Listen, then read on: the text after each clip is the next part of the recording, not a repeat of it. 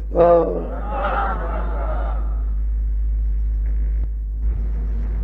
इस जीव का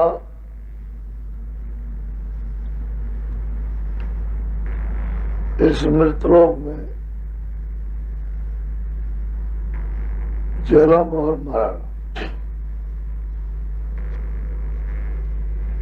ये दो चीजें निरंतर होती रहती है। ये कार्यक्रम कब तक चलता रहेगा? जब तक सूरत अपने निश्चल घर में, अपने देश में, अपने लोक में नहीं पहुंच जाती, जहां किसी तरह का कोई परिवर्तन नहीं, तब तक इस मृतलोक में इसका जन्म मरण होता रहेगा। इस असहनीय व्याधि से इसका छुटकारा नहीं हो सकता। महात्माओं ने आकर के जब मनुष्य शरीर मिला तो समझाया, देखो ये शरीर ऐसा है जिसमें व्याधि कट सकती है। तो लोगों को बताया अपनी अपनी क्रिया, किसी ने कुछ, किसी ने कुछ, किसी ने कुछ, किसी ने कहा स्वर्ग मिल जाएगा, किसी ने कुछ कहा राज मिल जाएगा, किसी ने धन दौलत, अपनी अपनी क्रियाएं लोगों ने शरीर से की और थोड़ा बहुत मिला तो वहां से भी छोड़ा। मान लो स्वर्ग ही मिल गया तो वो भी छोड़ना, वो भी जगह रहने की नहीं है, कर्म भोग की जगह। तो जो आपने कर्म किया उसका भोग लीजिए, पूरे होने पर फिर मृतलोक में तो बहुत मेहनत की और आपको ये थोड़ा बहुत तो भी तो फिसलने की जगह। तो जहां परिवर्तन नहीं होता, कोई गंदगी नहीं, कोई पाप नहीं, पुण्य नहीं, बुद्धि नहीं, कोई चित्त नहीं, जल नहीं, पृथ्वी नहीं, अग्नि नहीं, वायु नहीं, आकाश, जहां किसी तरह का कोई परिवर्तन नहीं, वहां सूरत पहुंच जाए तो हमेशा के लिए सतलोक में इसका छुटकारा। फिर न जन्मेगी न मरेगी, कभी नहीं, उसको यहाँ आना ही नहीं, एक दफे पहुंचने की चीज है। तो जुग जुग के जन्म जन्मांतरों के जो संस्कार पड़े हैं उससे मन सुस्त है, बुद्धि अज्ञान है, चित्त नहीं काम करती, इंद्रिया नहीं काम करती,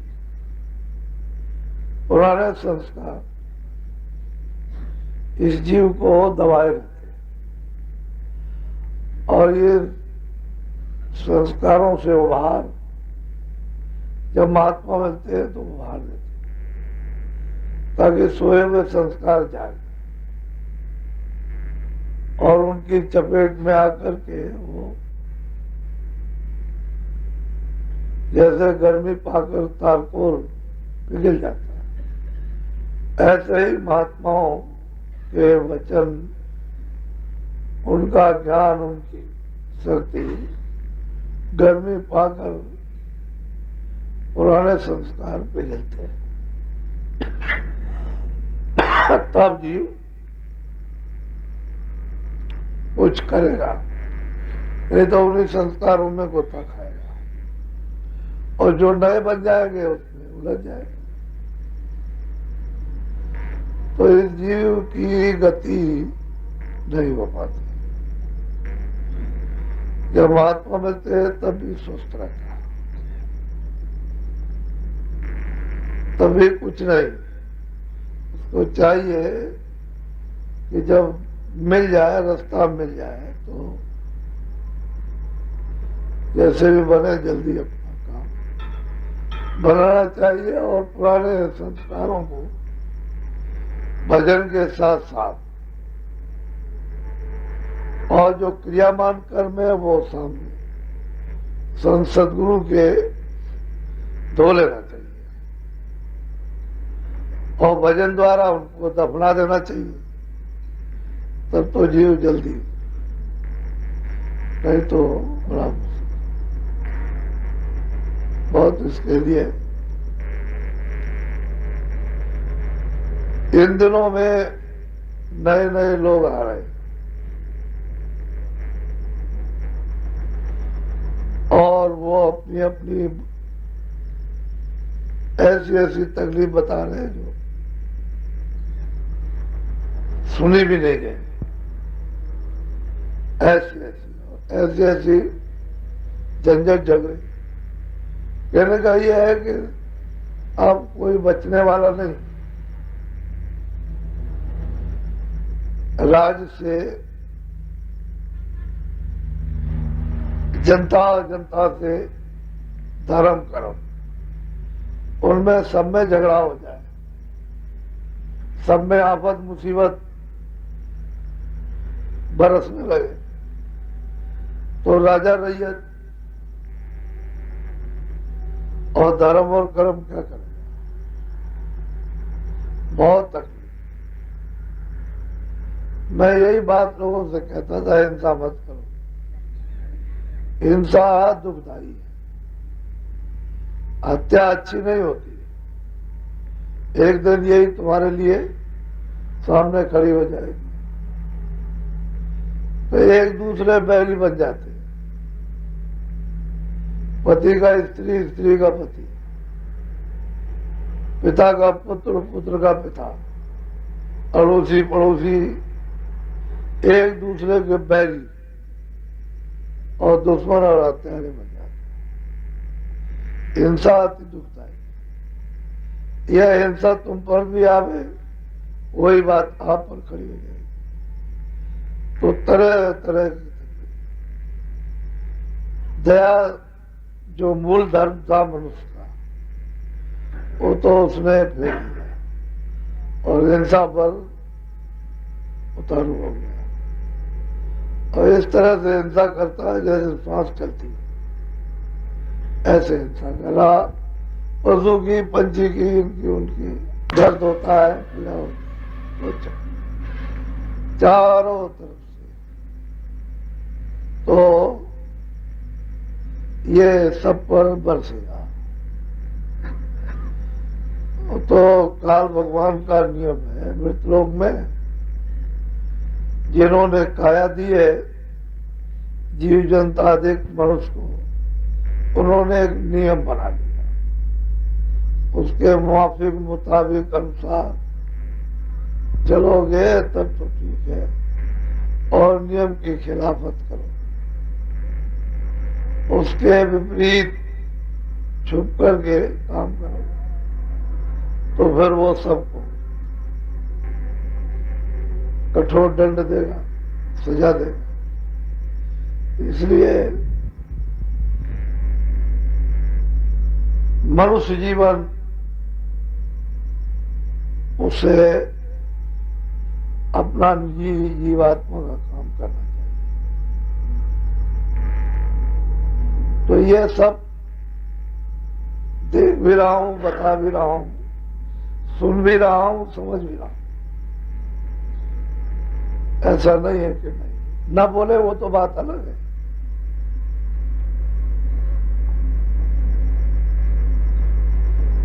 समय सबको पछाड़ देता है,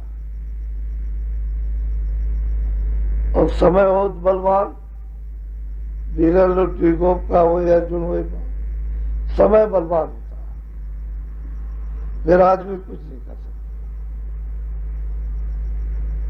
चाहे जितना चिल्लाते रहो।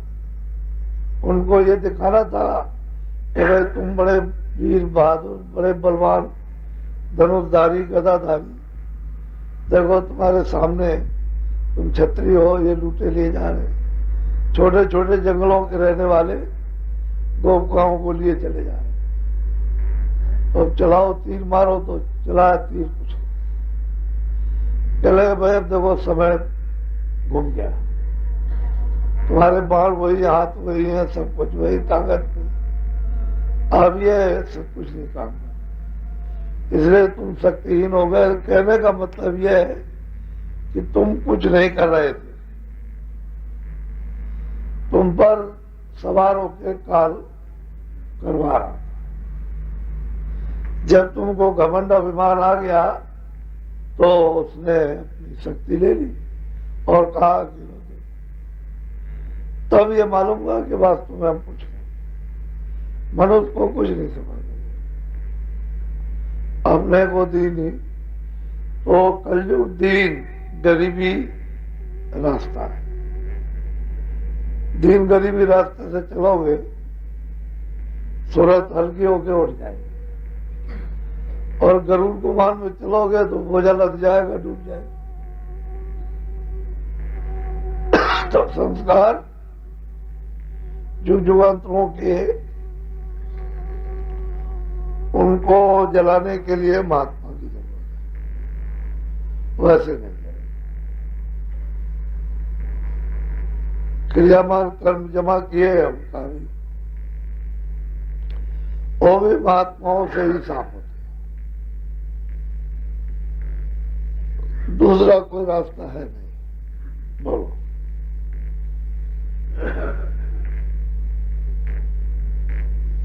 ये तन दुर्लभ तुमने पाया,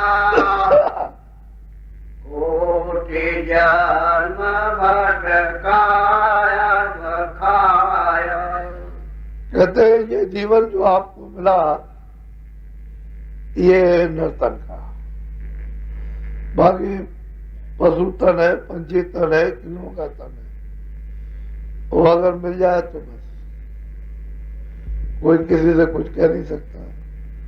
तो कितने जन्मों युगों के बाद में मौका मिल गया, अब की बार ये फेरा पड़ गया और सूरत घाट पर आकर के बैठ गई, उसको बैठा दिया और इस शरीर को साधना का केंद्र बना दिया कि साधना का, इससे साधन कर लो। तो हम लोग जानते ही नहीं साधन किसको कहते हैं, भजन किसको कहते हैं, सुमरन किसको कहते हैं, योग नाम किसका है, ध्यान नाम किसका है, अब जानते ही नहीं।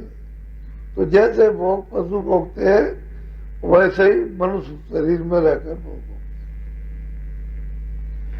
यानी जैसे अज्ञानी पशु है वैसे अज्ञानी। जंगलों में देखिए तो पशु में और मनुष्य में कोई अंतर नहीं, शहरों का भी अब वही हाल हो गया, पढ़े लिखों में भी वही हाल हो गया। कहते हैं तुमने इतना फेरा लगाया दुखों तकलीफों का, अब की बार ये फेरे को काट लो, फिर वापस उस चक्कर में मत जाओ। बोलो। अब जाको बैठा मत को,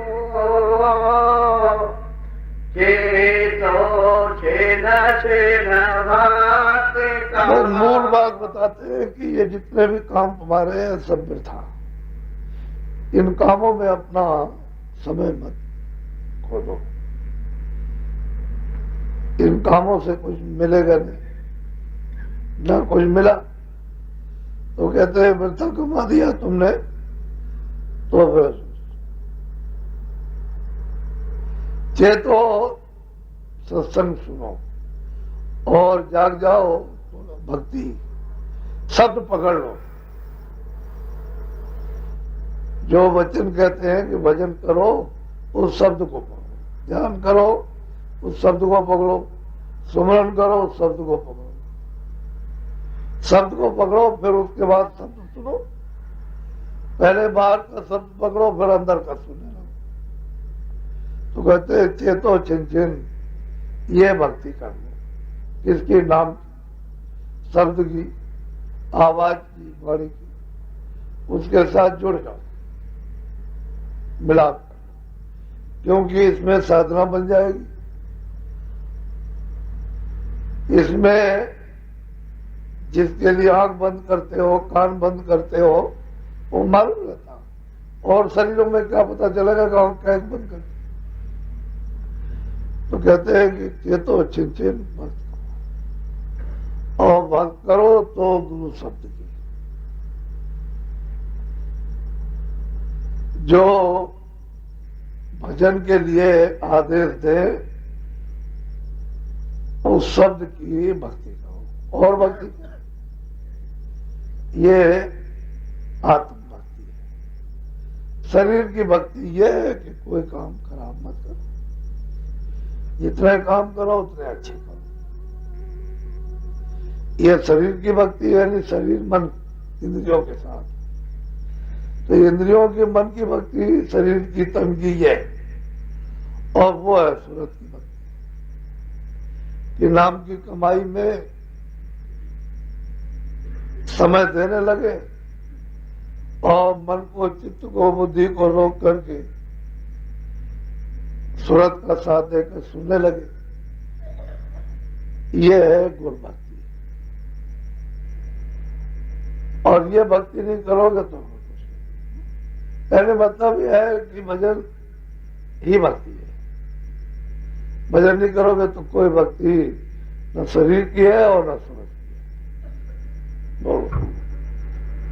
बात करो तो गुरु की करना, मार्ग शब्द गुरु से कहते हैं कि मार्ग, जो रास्ता जो है, जिस रास्ते से उतर के आए और छूट गया, वो रास्ता गुरु से मिलेगा।